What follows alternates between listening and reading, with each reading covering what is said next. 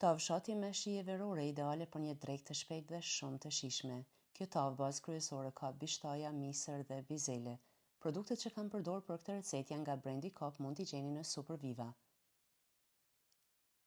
Hapi parë i përgatitjes, fillimisht në tigan ngrohim vajin e ullirit, shtojmë qepën e grirë, shtojmë 2 thelpi hudhër, shtojmë 2 karrotat e grira dhe 1 domate të prerë, vazhdojmë t'i fërgojmë. Shtojmë 400 gram bishtaje të gjelbra, 150 gram misër dhe 150 gram bizele. I fërgojmë të gjitha bashkë për disa minuta, pastaj hedhim krip dhe piper të zi.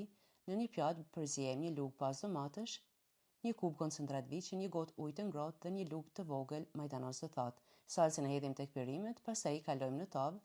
Sipër mund të shtoni djathë parmezan për një shtresë më krokante dhe një shije më të mirë. Tavën e kalojmë në furrë të parangrohur në 200 gradë për 15 deri në 20 minuta. Kjo ishte receta për sot, mos e lini pa e provuar.